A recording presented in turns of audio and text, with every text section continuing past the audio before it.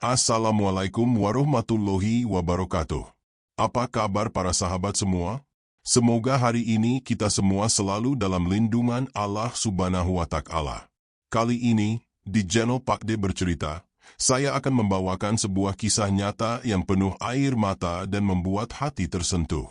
Tentang seorang TKW asal Indonesia yang dinikahi siri oleh majikannya di Arab. Namun, alasan di balik pernikahan itu justru membuat semua orang terdiam tak percaya. Simak kisah lengkapnya hanya di Pak D Bercerita. Namaku Siti, seorang gadis sederhana yang lahir dan besar di sebuah desa kecil di Jawa Tengah. Hidupku jauh dari kata cukup, bahkan bisa dibilang serba kekurangan. Ayahku hanyalah seorang buruh tani yang penghasilannya tak menentu, sedangkan ibuku berjualan sayur seadanya di pasar. Sejak kecil, aku sudah terbiasa hidup dengan penuh perhitungan, menahan keinginan, dan hanya bisa bermimpi tanpa tahu kapan bisa mewujudkannya. Hari itu, matahari pagi masih malu-malu menampakkan sinarnya ketika aku berdiri di depan rumah bambu kami yang reyot. Tanganku tak henti bergetar saat memegang koper tua pemberian tetangga. Isinya tidak banyak, hanya beberapa potong baju dan selembar mukena yang selalu kupakai sholat. Di sampingku, ibuku terisak sambil menggenggam erat tanganku, seakan enggan melepaskanku pergi. Ayah berdiri sedikit menjauh, wajahnya menunduk, mungkin menahan tangis yang tak ingin terlihat olehku. "Mat, jangan nangis. Insya Allah Siti kuat di sana," bisikku pelan sambil berusaha tersenyum, walaupun hatiku sendiri diliputi rasa takut yang luar biasa. Ibuku menatapku dengan mata yang sembab. "Nat, kalau kamu merasa nggak kuat, pulang saja. Jangan paksakan diri. Ingat, kesehatanmu lebih penting daripada apapun." Aku mengangguk, meski dalam hati aku tahu, pulang bukanlah pilihan. Hutang keluarga menumpuk, sawah kami terancam digadaikan, dan adik-adikku masih sekolah. Kalau bukan aku yang mengorbankan diri, siapa lagi? Perjalanan ke kota untuk berangkat bersama agen terasa begitu panjang.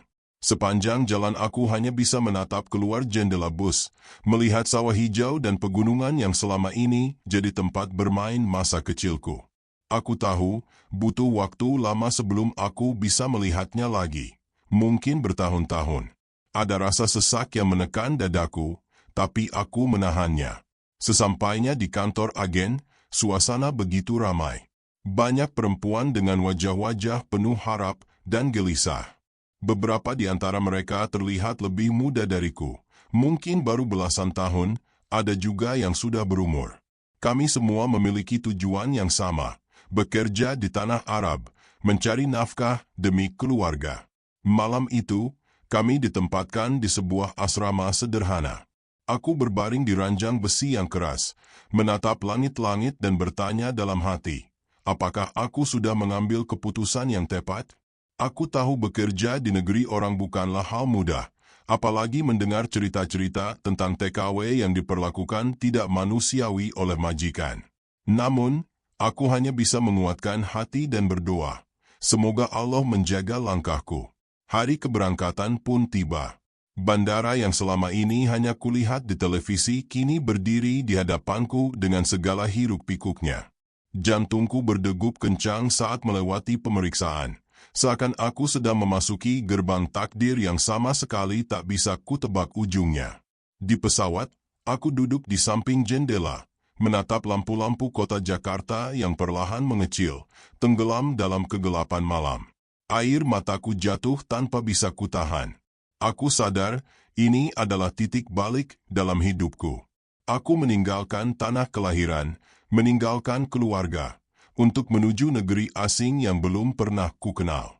Satu-satunya pegangan yang kupunya hanyalah doa ibuku dan keyakinan bahwa pengorbananku ini tidak akan sia-sia. Aku menggenggam erat mukena putihku, lalu berbisik dalam hati, "Ya Allah, lindungilah aku. Jangan biarkan aku hancur di tanah orang." Pesawat terus melaju menembus awan, membawa tubuhku menjauh dari tanah air, sekaligus mendekatkan diriku pada sebuah kisah yang tidak pernah kubayangkan sebelumnya.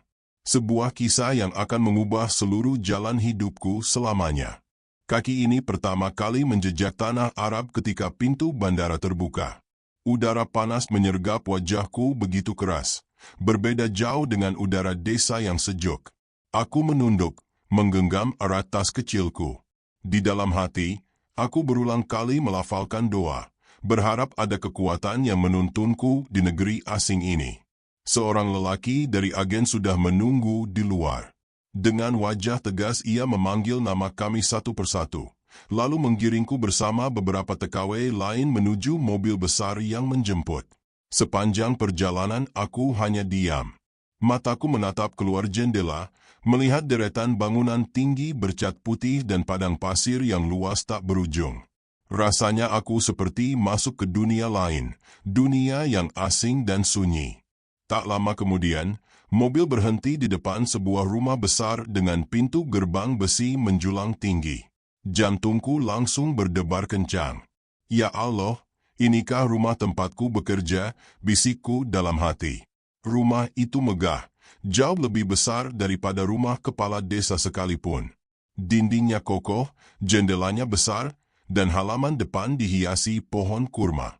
Aku dipersilakan turun.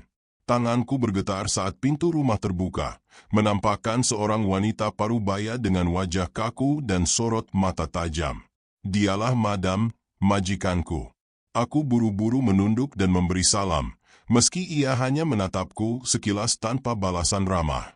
Ini pembantu barumu, kata sopir yang mengantarkan kami. Madam hanya mengangguk singkat, lalu mengisyaratkan agar aku masuk. Begitu melangkah ke dalam, aku langsung terpana. Lantai marmer mengkilap, lampu gantung berkilauan, dan aroma parfum mahal memenuhi udara. Aku merasa tubuhku begitu kecil dan hina di dalam rumah yang begitu megah ini. Dengar baik-baik, suara Madam akhirnya terdengar, keras dan tegas.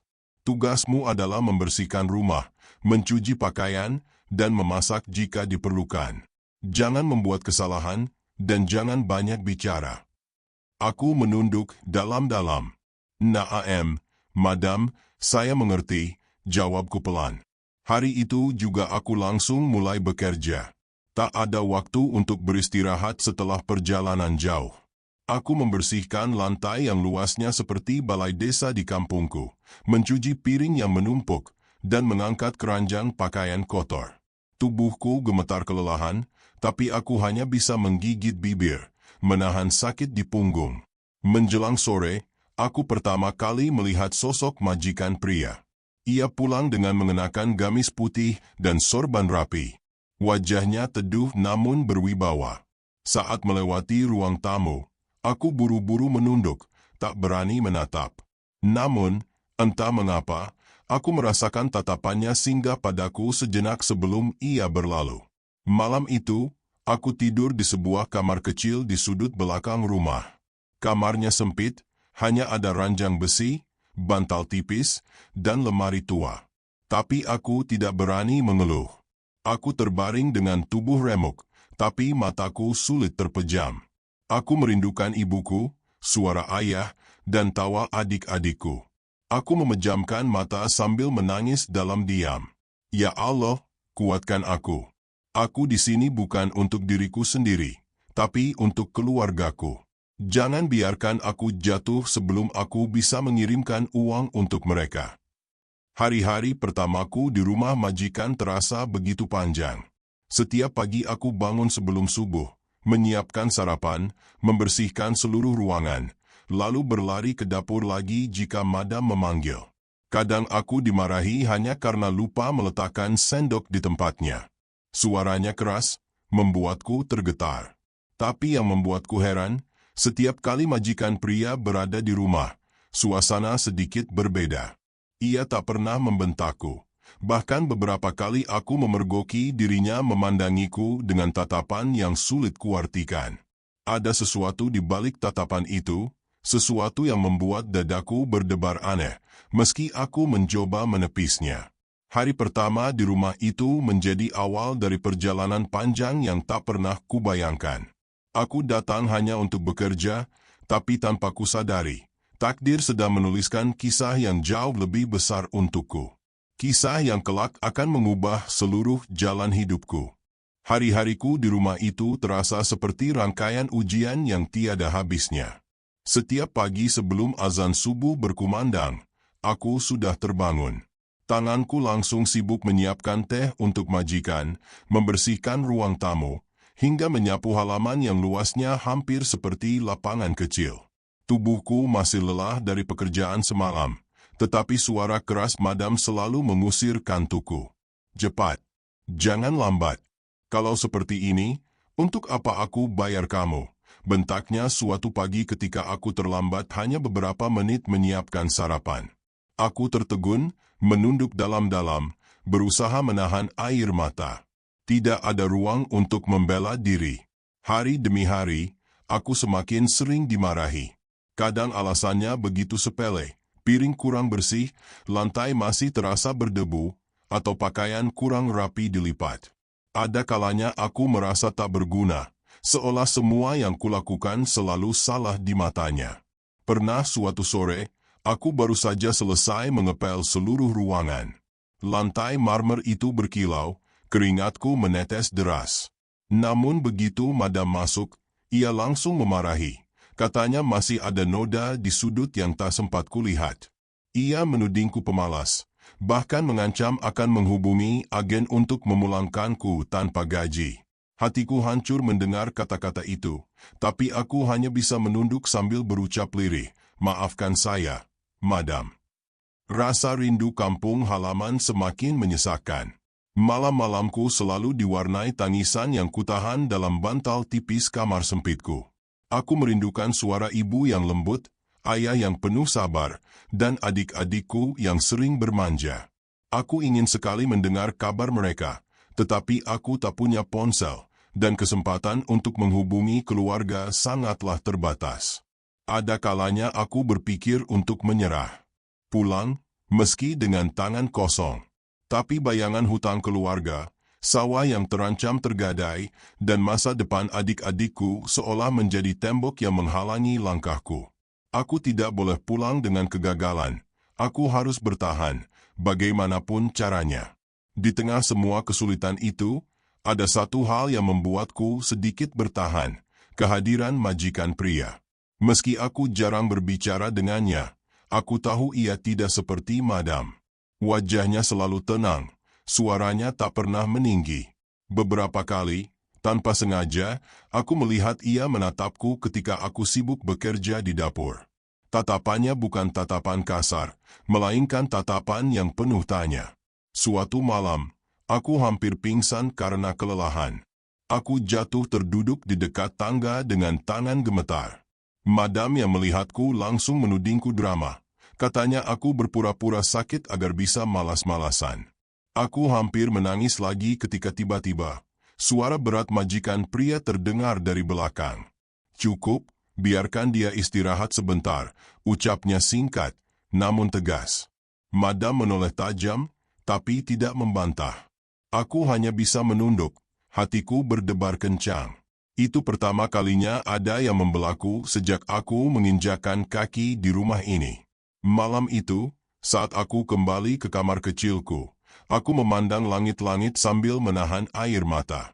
Ada rasa syukur, meski kecil, bahwa setidaknya masih ada seseorang yang melihatku bukan sekadar pembantu. Tapi aku juga merasa cemas. Mengapa ia membelaku? Apakah ada maksud lain? Hari-hari berikutnya tidak menjadi lebih mudah. Madam tetap keras, pekerjaanku semakin menumpuk, dan rasa rindu tanah air semakin mencekik. Tapi di balik semua penderitaan itu, aku bisa merasakan sesuatu sedang berubah. Entah dalam diriku, atau di sekitar rumah itu. Seakan ada rahasia besar yang perlahan sedang disiapkan oleh takdir untukku. Aku tidak tahu sampai kapan aku mampu bertahan. Namun, aku sadar satu hal, ujian ini belumlah berakhir. Justru mungkin baru saja dimulai. Hari-hari berat terus kulalui, dan aku semakin terbiasa dengan teriakan serta bentakan madam. Tubuhku semakin kurus, kulitku mulai menggelap karena sering terpapar panas ketika membersihkan halaman. Namun, di balik semua itu, Aku mulai menyadari sesuatu yang aneh, tatapan sang majikan pria, Syekh Abdullah. Ia bukan lelaki yang banyak bicara, lebih sering diam dan hanya berbicara seperlunya. Tapi entah mengapa, setiap kali aku berpapasan dengannya, aku merasa ada sesuatu dalam sorot matanya. Bukan tatapan kasar seperti madam, melainkan tatapan yang seolah menanyakan kabarku tanpa kata-kata. Pernah suatu sore, aku sedang menyapu halaman belakang. Angin gurun bertiup kencang, membuat debu berterbangan dan mataku perih. Aku terbatuk-batuk sambil tetap melanjutkan pekerjaanku. Tiba-tiba, dari arah belakang, ku dengar suara yang membuatku terkejut. "Cukup, jangan dipaksakan. Nanti kau sakit," katanya dengan suara tenang namun tegas. Aku menoleh cepat, melihat Syekh Abdullah berdiri dengan jubah putihnya. Aku langsung menunduk dalam-dalam. "Maaf, Syekh, saya hanya menjalankan tugas." Ia diam sebentar, lalu melangkah mendekat. Tangannya menunjuk ke arah kursi di teras. "Duduklah sebentar, minum air dulu." Aku gelagapan, bingung harus bagaimana. Seumur aku bekerja di rumah itu, belum pernah ada yang memintaku duduk apalagi menyuruhku minum. Dengan ragu, aku pun menurut. Ia kemudian menyuruh salah satu pelayan laki-laki membawakan segelas air untukku. Saat gelas itu kuseruput, aku bisa merasakan tubuhku sedikit lega. "Jangan terlalu keras pada diri sendiri," katanya lirih sebelum berbalik pergi. Kalimat sederhana itu menancap begitu dalam di hatiku. Sejak hari itu, aku mulai menyadari perhatian kecil yang ia tunjukkan. Pernah suatu malam, aku terlambat makan karena pekerjaan menumpuk. Ketika hendak ke dapur, kutemukan sepotong roti dan segelas susu sudah diletakkan di meja, dengan catatan singkat bertuliskan, "Makanlah, jangan sampai sakit." Tulisan itu rapi, jelas bukan dari madam. Aku hanya bisa menggenggam dada, hatiku bergetar hebat. Meski begitu, aku tetap menjaga jarak. Aku tahu posisiku. Aku hanyalah seorang pembantu, tak pantas mendapat perhatian dari seorang majikan. Namun semakin ku coba menepis, semakin aku merasakan ada hal yang berbeda di antara kami. Suatu malam, ketika rumah sunyi, aku mendengar suara azan dari masjid terdekat. Aku mengambil wudhu dan sholat tahajud di kamar sempitku. Saat aku khusyuk berdoa, entah bagaimana pintu kamarku terbuka sedikit. Aku terkejut melihat Syekh Abdullah berdiri di sana, seakan tak sengaja melewati kamarku. Wajahnya teduh, matanya memandangku dalam diam. Aku buru-buru menutup doa dan menunduk. "Maafkan saya, Syekh," ucapku gemetar. Ia hanya menggeleng pelan. "Jangan minta maaf. Teruslah berdoa. Doa orang yang ikhlas itu lebih didengar Allah daripada 1000 ucapan indah." Setelah itu ia pergi, meninggalkan aku yang masih gemetar. Sejak kejadian itu, aku semakin sering merasa diperhatikan. Ia tak pernah bersikap berlebihan, tak pernah menyentuhku, tapi ada kehangatan yang berbeda setiap kali ia berbicara padaku. Anehnya, di saat madam semakin keras, justru Syekh Abdullah semakin sering menampakkan sikap lembutnya padaku. Namun, justru karena itu hatiku semakin kacau. Aku takut salah menafsirkan. Aku takut ini hanyalah perasaanku sendiri. Lebih dari itu, aku takut pada murka madam bila sampai tahu ada sesuatu yang berbeda antara aku dan suaminya. Malam-malamku kembali dipenuhi air mata, bukan lagi karena lelah, tapi karena bingung. Mengapa ia memperhatikanku? Apakah ini hanya rasa iba, ataukah ada sesuatu di balik tatapan-tatapan itu? Aku tidak tahu jawabannya. Tapi yang jelas, sejak saat itu, hidupku di rumah itu tak lagi sama. Ada sesuatu yang perlahan tumbuh, sesuatu yang membuatku semakin resah sekaligus takut. Sesuatu yang kelak akan mengubah jalan hidupku lebih jauh dari yang pernah kubayangkan. Malam itu suasana rumah terasa lebih hening dari biasanya. Madam sedang pergi ke rumah saudaranya, sementara anak-anak mereka ikut menemani. Hanya ada aku, beberapa pelayan laki-laki, dan tentu saja Syekh Abdullah. Aku sedang sibuk di dapur, menyiapkan teh seperti biasanya, ketika tiba-tiba ia masuk dengan langkah tenang. "Biarkan pelayan lain yang melanjutkan," katanya lirih. Aku sontak menunduk. "Tidak apa-apa, Zia. Ini memang tugas saya." Namun ia menatapku, kali ini dengan sorot mata yang begitu dalam hingga membuatku gugup. Ia mendekat, lalu duduk di kursi kayu dekat meja dapur. "Siti, ada hal yang ingin aku bicarakan denganmu." Hatiku langsung berdegup kencang.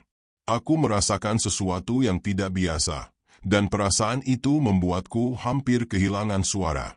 Aku hanya bisa menunduk, menunggu ia melanjutkan. "Aku sudah lama memperhatikanmu," ucapnya pelan namun jelas. "Kesabaranmu, ketulusanmu bekerja, dan doamu yang tidak pernah putus. Kau berbeda dari orang lain yang pernah ada di rumah ini." Tubuhku seketika gemetar. Aku tidak tahu harus menjawab apa. Aku hanyalah seorang pembantu, seorang TKW yang datang dari kampung miskin di Indonesia. Bagaimana mungkin seorang majikan pria sepertinya mengucapkan kata-kata seperti itu padaku? Kemudian ia menarik napas dalam-dalam, seolah sedang menimbang keberanian. "Aku ingin menikahimu, Siti." Secara siri. Aku terperanjat. Gelas yang ada di tanganku hampir terjatuh. Aku mendongak, menatapnya dengan mata terbelalak. "Apa, Zia? Menikahi saya?" Ia mengangguk mantap.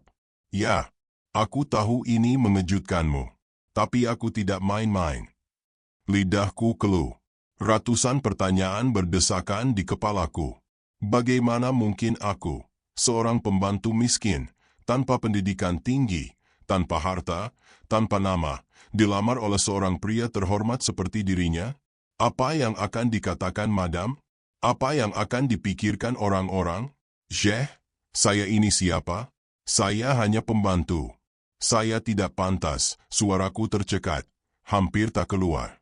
Namun ia menatapku begitu serius. Kepantasan bukan diukur dari harta atau kedudukan. Allah memuliakan hambanya karena hati dan amalnya. Dan aku melihat itu padamu. Air mataku mulai menggenang. Antara percaya dan tidak percaya, antara takut dan berharap. Aku tahu pernikahan siri tidak akan diakui secara resmi di mata hukum negara ini, tapi tetap sah menurut syariat. Meski begitu, apakah aku siap menanggung risikonya? Aku menunduk lagi, berusaha menenangkan hati. "Tapi, bagaimana dengan madam? Bagaimana dengan keluarga Anda?" tanyaku gemetar. Syekh Abdullah terdiam cukup lama. Wajahnya serius, tapi sorot matanya tetap lembut. "Aku akan menanggung semua risikonya. Kau tidak perlu takut. Aku tidak melakukan ini karena nafsu, Siti. Ada alasan yang lebih dalam dari itu. Tapi untuk saat ini, cukup kau tahu bahwa aku ingin melindungimu." Kalimat itu semakin membuatku bingung. Melindungiku? Dari apa? Dari siapa? Tapi mulutku tak mampu lagi bertanya. Hatiku penuh gejolak, dadaku sesak. Malam itu aku menangis sepanjang sholat tahajud di kamarku. Air mataku membasahi sajadah tipis yang kubawa dari kampung. Aku meminta petunjuk kepada Allah. Apakah ini jalan yang harus kuambil ataukah jebakan yang akan menjerumuskan hidupku? Aku teringat wajah ibuku, ayahku, dan adik-adikku. Aku tahu mereka selalu mendoakanku dari kejauhan. Aku hanya bisa berharap doa mereka menjadi cahaya yang menuntunku dalam kegelapan pilihan yang begitu rumit ini. Tak pernah terbayang dalam hidupku. Seorang TKW yang hanya ingin mencari nafkah malah harus menghadapi lamaran pernikahan siri dari seorang majikan. Hidupku yang sederhana kini berada di persimpangan yang tak pernah kuduga. Aku tahu, apapun keputusanku, hidupku tak akan pernah sama lagi. Hari itu datang lebih cepat dari yang kubayangkan. Aku masih belum yakin apakah semua ini nyata atau hanya mimpi panjang yang membingungkan. Namun, Kenyataannya aku kini duduk di sebuah ruangan kecil di rumah besar itu, berhadapan dengan seorang imam tua yang dipanggil khusus oleh Syekh Abdullah. Ruangan itu sederhana, jauh dari kemewahan rumah megah yang biasanya kulihat. Hanya ada sajadah terbentang, dua saksi laki-laki, imam, dan Syekh Abdullah yang duduk dengan wajah tenang. Aku sendiri duduk gemetar di sudut, menunduk dalam-dalam, tidak berani menatap siapapun. Hatiku bergetar hebat. Pikiranku kacau. Sejak malam lamaran itu, aku tak pernah berhenti berdoa, meminta petunjuk. Namun pada akhirnya, aku pasrah. Mungkin inilah jalan yang Allah gariskan untukku. Jalan yang sama sekali tak pernah aku bayangkan. Suara imam terdengar pelan namun jelas, membacakan akad nikah. Bibirku bergetar ketika menyebutkan ijab kabul, disaksikan oleh dua orang saksi. Hanya beberapa kalimat, tetapi kalimat itu membuat tubuhku terasa ringan sekaligus berat dalam waktu yang bersamaan. Aku terima nikahnya Siti dengan mahar seperangkat alat solat, dibayar tunai. Dek, hatiku seakan berhenti berdetak sejenak. Aku resmi menjadi istri siri seorang pria Arab kaya raya, majikanku sendiri. Tak ada pesta, tak ada pakaian indah, tak ada tamu yang bersorak bahagia. Hanya keheningan, lantunan doa singkat, dan suara hatiku yang terus bertanya-tanya, apakah ini jalan kebahagiaan, atau justru awal dari penderitaan baru? Setelah akad selesai, Syekh Abdullah menoleh ke arahku. Tatapannya teduh, dan untuk pertama kalinya aku melihat senyum tipis di wajahnya. Mulai hari ini, kau bukan lagi sekadar pekerja di rumah ini. Kau adalah istriku. Jangan takut, aku akan menjagamu. Aku menunduk, air mata mengalir tanpa bisa kutahan. Rasanya begitu aneh. Sebelum berangkat ke Arab, aku hanya seorang gadis kampung miskin yang bercita-cita mengirim uang untuk keluarganya. Kini, aku menjadi istri siri seorang pria terhormat. Semua terjadi begitu cepat, terlalu cepat untuk dicerna oleh akalku. Hari-hari setelah akad itu pun terasa berbeda. Aku tidak lagi tidur di kamar kecil belakang, melainkan dipindahkan ke kamar yang lebih layak. Aku tidak lagi dipanggil dengan nada kasar, meski madam masih sering menunjukkan wajah masam setiap kali melihatku. Hubungan kami semakin tegang, seakan ia tahu ada sesuatu yang berubah, meski ia belum berani menanyakan secara terang-terangan. Namun, meski statusku sudah berubah, aku masih merasa asing. Aku masih sering membantu pekerjaan rumah, masih terbiasa menunduk setiap kali dipanggil, masih sulit menerima kenyataan bahwa aku kini bukan lagi pembantu semata. Kadang aku bertanya dalam hati, apakah ini benar-benar pernikahan, atau hanya jalan yang dipilih Syekh Abdullah untuk sesuatu yang lebih besar? Ia berkata ingin melindungiku, tapi melindungi dari apa? Mengapa ia memilihku, seorang gadis miskin tanpa apa-apa, sementara ia bisa menikahi perempuan manapun yang ia mau? Suatu malam, aku memberanikan diri bertanya kepadanya. Dengan suara bergetar, aku berkata, "Fev, mengapa saya? Mengapa Anda menikahi saya?" Ia menatapku lama, lalu menghela napas berat. Akan tiba saatnya aku menjelaskan semuanya, Siti. Tapi untuk saat ini, cukup kau tahu satu hal, aku ingin menyelamatkanmu. Jawaban itu membuatku semakin bingung. Menyelamatkanku? Dari siapa? Dari apa? Tapi aku tak berani memaksa. Aku hanya bisa berdoa semoga keputusan ini tidak menjadi jalan yang salah. Pernikahan siri itu menjadi babak baru dalam hidupku. Dari seorang TKW yang hina, aku kini menjadi seorang istri, meski tanpa pengakuan resmi dari dunia. Namun jauh di dalam hati, aku tahu ini baru permulaan. Ada rahasia besar yang belum terungkap, rahasia yang suatu hari akan membuatku terdiam dan menangis lebih dalam dari sebelumnya. Hari-hari setelah akad nikah itu terus berjalan, tetapi kebingungan dalam hatiku tidak pernah reda. Statusku memang sudah berubah, namun aku merasa hidupku justru semakin penuh tanda tanya. Madam semakin sering menatapku dengan tatapan tajam penuh curiga. Para pelayan lain berbisik-bisik di belakangku, seakan mereka tahu ada sesuatu yang tidak seharusnya terjadi. Aku berusaha menjalani hari dengan tenang, tapi batin ini tidak bisa berhenti bertanya, mengapa Syekh Abdullah menikahiku? Apa benar ia hanya kasihan padaku? Atau ada sesuatu yang lebih besar dari itu? Suatu malam, setelah sholat Isya, Syekh Abdullah memanggilku ke ruang kerjanya. Ruangan itu penuh dengan rak-rak buku tebal, aroma kayu dan parfum khasnya memenuhi udara. Aku masuk dengan hati berdebar, menunduk dalam-dalam. "Duduklah, Siti," katanya lembut. Aku menurut, duduk di kursi kayu di depannya. Ia menatapku lama, seolah sedang menimbang kata-kata. Lalu ia menghela napas panjang. "Kau pasti bertanya-tanya mengapa aku menikahimu." Aku hanya bisa menunduk. Bibirku kaku, tapi dalam hati aku berkata, "Ya Allah, inilah saatnya aku mendengar kebenaran." Syekh Abdullah menatapku serius. "Aku menikahimu bukan karena kasihan, bukan pula karena nafsu. Aku menikahimu karena aku ingin melindungimu." Aku mengerutkan kening, bingung. Melindungi saya? Dari siapa? Zel. Ia bersandar ke kursinya, lalu menunduk dalam. "Kau tahu, sejak awal kedatanganmu, Madam sudah menaruh curiga. Ia merasa kau berbeda dari pembantu lainnya. Ia takut aku akan memperhatikanmu lebih dari yang seharusnya. Dan memang benar, aku memperhatikanmu." Tubuhku menegang. Kata-kata itu membuat wajahku panas. Tapi bukan hanya itu, Siti. Suaranya merendah. "Beberapa hari sebelum aku melamarmu, Madam sudah berniat mengusirmu. Ia ingin memulangkanmu ke Indonesia tanpa gaji, dengan alasan kau sering membuat masalah. Padahal aku tahu itu tidak benar. Aku tahu kau bekerja dengan sepenuh hati, meski sering difitnah." Air mataku mulai mengalir. Aku teringat semua umpatan, semua tuduhan, semua bentakan yang kuterima. Ternyata benar, Madam memang ingin menyingkirkanku.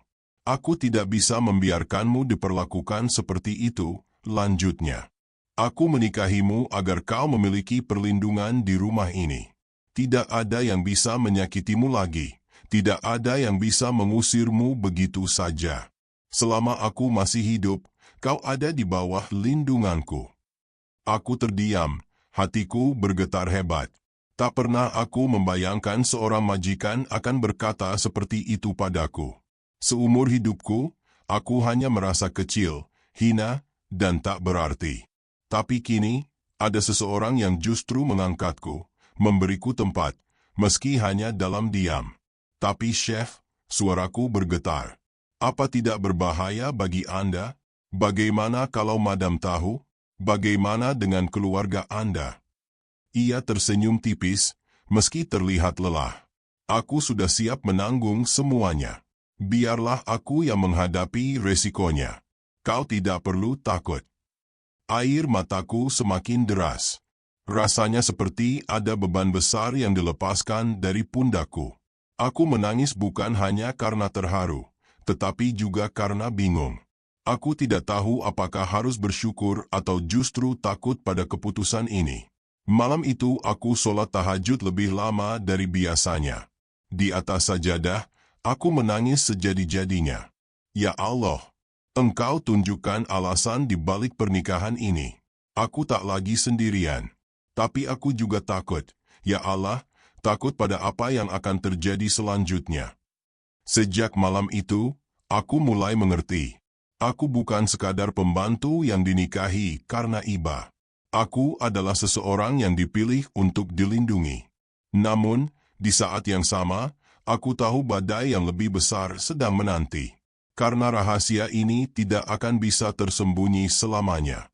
Aku hanya bisa berdoa, semoga ketika badai itu datang, aku cukup kuat untuk berdiri.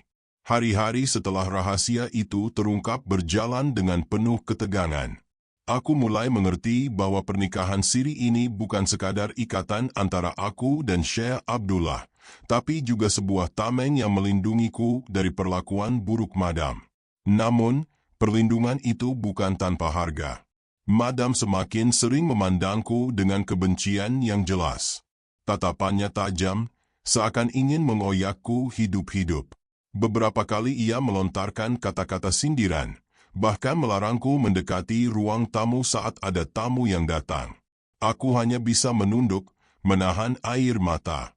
Namun di sisi lain, aku juga merasakan perubahan besar. Syekh Abdullah memperlakukanku dengan penuh hormat. Ia tidak pernah sekalipun merendahkanku, bahkan sering menanyakan keadaanku. Dalam diam, ia memberiku rasa aman yang selama ini tidak pernah kurasakan. Suatu malam, ketika rumah sudah sunyi, aku duduk di teras belakang. Angin gurun berhembus lembut, membawa aroma pasir yang khas. Aku memandang langit penuh bintang. Hatiku dipenuhi campuran rasa syukur dan takut. Tiba-tiba, Syekh Abdullah datang dan duduk di sampingku.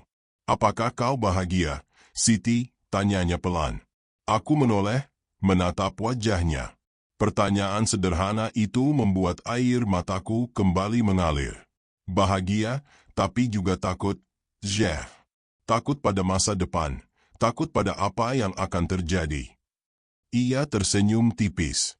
Takdir selalu punya jalannya sendiri. Kau sudah memilih untuk bertahan, dan aku sudah memilih untuk menjagamu. Biarlah Allah yang menentukan sisanya. Aku terdiam, membiarkan kata-kata itu meresap dalam hatiku. Mungkin benar, takdir sudah ditulis sejak awal. Aku hanyalah seorang gadis desa miskin, tapi Allah membawaku ke jalan yang sama sekali tak pernah kubayangkan, menjadi istri siri seorang pria Arab. Semua orang mungkin akan terdiam jika mendengar alasannya, karena ternyata bukan cinta atau nafsu yang mengikat kami, melainkan sebuah niat tulus untuk melindungi. Beberapa minggu kemudian, aku mendapat kabar dari kampung. Uang yang kukirim berhasil menyelamatkan sawah keluarga dari gadai. Ayahku menangis bahagia, ibuku mendoakan panjang umur untukku, dan adik-adikku bisa melanjutkan sekolah. Mendengar itu, aku menangis sejadi-jadinya.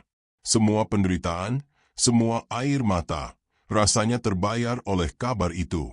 Meski begitu, aku sadar, hidupku di rumah itu tidak akan pernah mudah. Aku harus terus menahan cibiran, menahan tatapan penuh kebencian, dan menyimpan rahasia besar yang hanya diketahui segelintir orang. Tapi aku sudah tidak takut lagi, karena aku tahu, aku tidak sendirian. Kisahku bukanlah kisah tentang kebahagiaan yang sempurna. Ini adalah kisah tentang pengorbanan, ketabahan, dan rahasia yang membuat semua orang terdiam. Hidup mengajarkanku bahwa terkadang jalan yang paling berat justru membawa kita pada takdir yang penuh makna. Aku menutup mata malam itu, memeluk mukena putih yang selalu menemaniku sejak dari kampung. Dalam hati, aku berbisik lirih, "Terima kasih, ya Allah. Engkau menempatkanku di jalan ini.